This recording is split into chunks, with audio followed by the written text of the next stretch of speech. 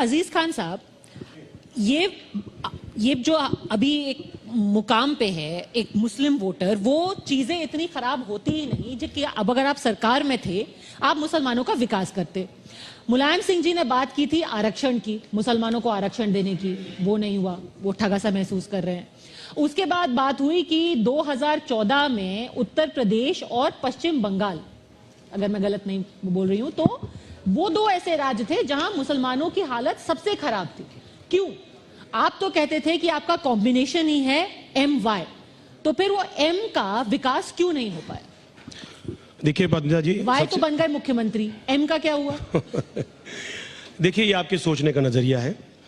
मैं सबसे पहले नजरिया नहीं, ये तो नहीं, आप ठीक कह रही, मैं बात कर रहा हूं। ये तो आंकड़े हैं। प्लीज मुझे मौका दें। देखिए अभी आसिम जी कह रहे थे, आसिम वकार साहब दुनिया भर की बातें, हिंदू मुसलमान।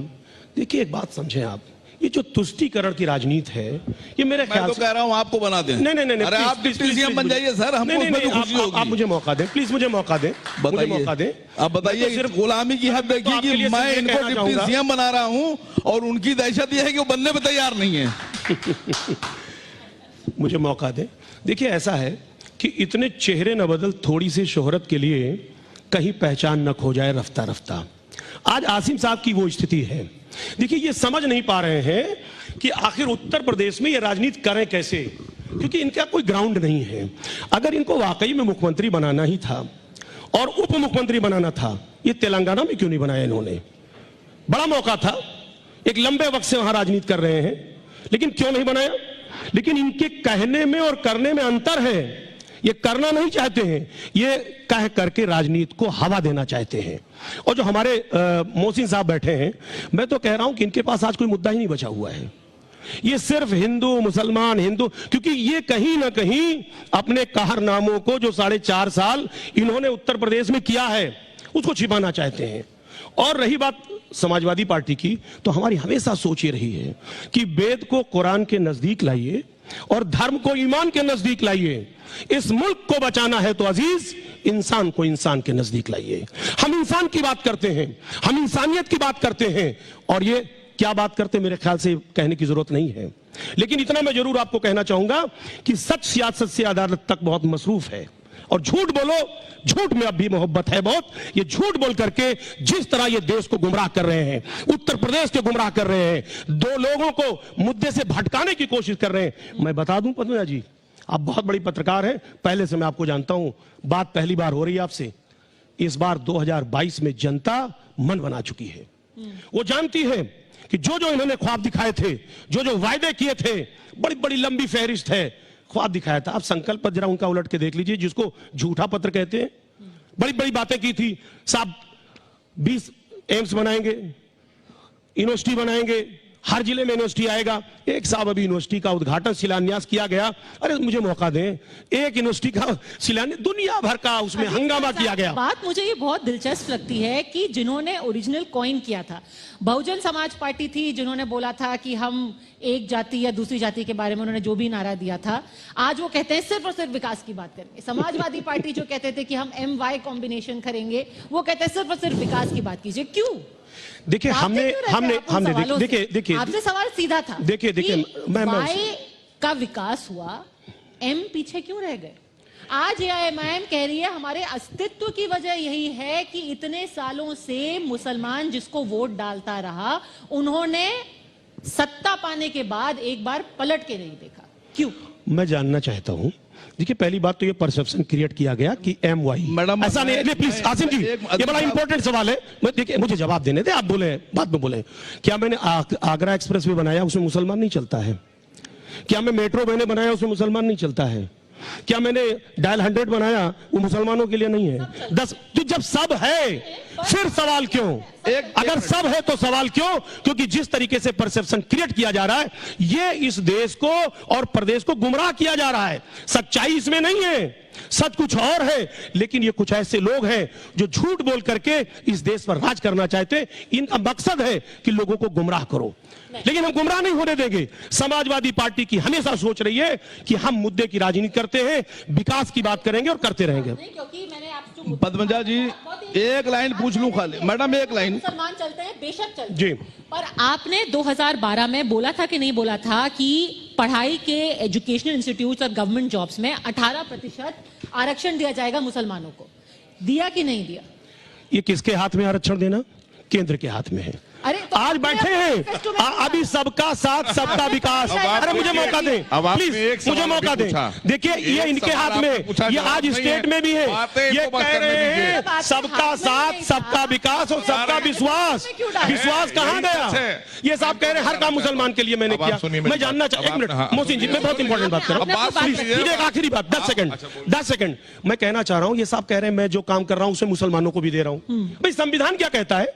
संविधान कह रहा है कि मुसलमान को नहीं देंगे, आप केवल अकेले किसी एक कौम के लिए देंगे। अगर आप कर रहे हैं तो हमारा संविधान हमको हक देता है कि हमारी चीज को हमें दिया जाए। संविधान देखिए दोनों बातों का जवाब। एक आसिम साहब, देखिए ये इससे पहले बात हुई थी मेरी कि हिंदू मुसलमान, देखिए ये इस दायरे से बाहर निकल नहीं पा रहे हैं। ये इनका दायरा है सीमित, ये संकुचित दायरा, तुष्टीकरण की राजनीति ये हमेशा इन्होंने किया, ये करते रहेंगे। ये देश को बांटना चाहते हैं और हम देश को जोड़ना चाहते हैं, पहली बात तो। लेकिन ये इनकी बात कंप्लीट नहीं हुई। इन्होंने कहा साहब गुंडा राज, आज गुंडा राज, अभी आपके चैनल ने बहुत बड़ा स्ट्रिंग ऑपरेशन किया। इनके एक सहयोगी दल ने कहा थाना फूंक दूंगा, कोतवाली फूंक दूंगा, दंगा करा दूंगा, और जिसके साथ हम हैं वहां मुकदमे वापस भी हो जाते हैं। साहब क्या कार्रवाई किया इन्होंने? जरा ये बताएं देश की जनता को कि क्या कार्रवाई किया, क्या उस घटक दल को अपने से अलग करेंगे या नहीं करेंगे? ये अगर ये वाकई में माफियाओं के खिलाफ है तो ये टॉप 50 माफियाओं की सूची उत्तर प्रदेश में जारी करें। माफिया की बात मैं दावा करता हूं कि टॉप 45 इनके होंगे। देखिए 2-3 बातें मुझे कहनी है। देखिए खान साहब जो कुछ बात कह रहे हैं मैं उनकी बात बुरा नहीं मान रहा हूं।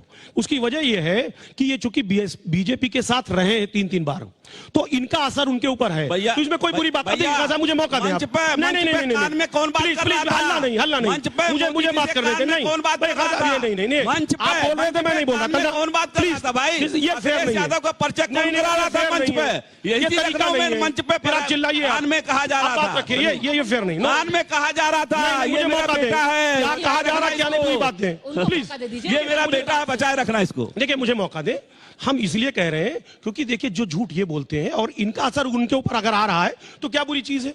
लोग रहते हैं साथ में। भाई एक दोहा है कबीरदास जी का, कुसंग का ज्वर भयानक होता है, संगत जो होगा असर आएगा।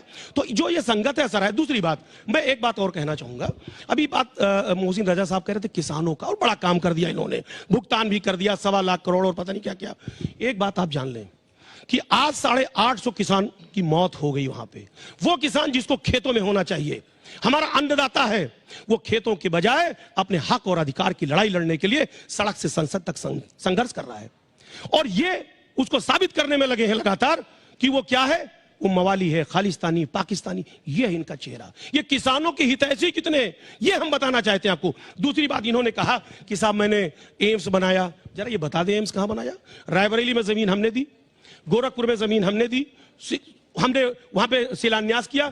साहब देखिए फीता जो काटने की बात है, लोकार्पण का लोकार्पण और शिलान्यास का शिलान्यास, और रंग बदलना, नाम बदलना, इसके अलावा कुछ नहीं है अभी तक। मैं आ रहा हूं। अरे सर प्लीज मुझे मौका दे। अभी रिसेंटली क्या हुआ कि हमारे काम को उत्तर प्रदेश में एसपी के काम को ये बता रहे थे मेरा है। अब तो ये जो पास पड़ोस के जो प्रदेश हैं उनके काम को भी अपना बता रहे हैं। साहब ये है, इनके पास आज बताने के लायक कुछ है ही नहीं है। और ये क्या बताएं? क्योंकि वजह क्या है? क्योंकि झूठ बोल करके ये अभी भी देखिए, अभी इनके यहाँ प्रवक्ताओं की एक मीटिंग हुई थी और एक प्रवक्ता ने कहा हमसे कि हमारे यहाँ ट्रेनिंग दी जा रही है कि जो दूसरे प्रवक्ता हैं उनको बोलने ना दो और उनको झूठ बोल करके गुमराह करो। हमने कहा साहब अब वो चलेगा नहीं। प्रदेश की जनता, देश की जनता समझ रही है कि ये गुमराह नहीं कर पाएंगे। तो बीजेपी को मैं ईमानदारी की बात बताऊं, अभी देखिए मोहसिन साहब झूठ बोलेंगे, अब ये झूठ बोलेंगे, झूठ बोल के गुमराह करेंगे। अजीज खान साहब फिर देखिए प्लीज आखिरी कमेंट। देखिए आसिम वकार साहब, ये इनकी मानसिकता है ये लोगों को गुमराह कर रहे हैं। फिर देखिए कंटिन्यू, साहब इनको बना दो, आपको चैनल का हेड बना दो, इनको, ये सब इशू नहीं है। जो जिसकी जिम्मेदारी है उसको वो जिम्मेदारी मिलनी चाहिए। आज हम मोहसिन रजा साहब से आज ये वादा चाहते हैं इस चैनल पे, ये करें और देश से माफी मांगे कि इन्होंने वादा किया था उत्तर प्रदेश में 6 एम्स बनाने का, 25 मेडिकल कॉलेज बनाने का, 70 लाख नौकरी देने का। इन्होंने कहा था कि उत्तर प्रदेश में 10 नए अंतरराष्ट्रीय स्तर के यूनिवर्सिटी। ये बताएं देश को, वाजिब मुद्दे उठाएं, देश को बताएं, नहीं तो माफी मांगे। मुझे मौका दें। जो इन्होंने वादा किया था, इन्होंने कहा था, मुझे मौका, चुप क्या भैया, पूरी बात कहने दो।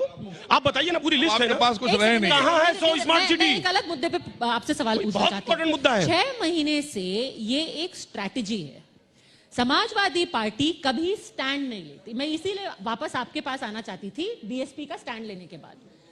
एआईएमआईएम, बीजेपी और अब बीएसपी ने अपना स्टैंड साफ कर दिया।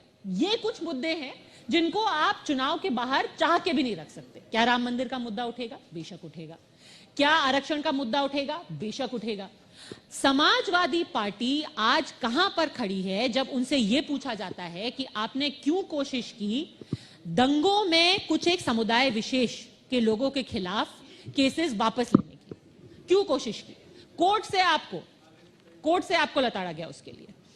मुजफ्फरनगर दंगों के बारे में जो कई इल्जाम लगाए गए, उसको लेकर के आप कहां खड़े हैं? आज जब मुजफ्फरनगर में बात होती है कि हाँ जी हम हर हर महादेव और अल्लाहू अकबर साथ में कहेंगे, उसको लेकर समाजवादी पार्टी कहां खड़ी है? और अंत में राम मंदिर जो बन रहा है अयोध्या में, उसको लेकर समाजवादी पार्टी का क्या स्टैंड है? क्या आप कह रहे हैं? मैं देखिए पद्मा जी, आपने बहुत लंबी फहरिस्त बता दी।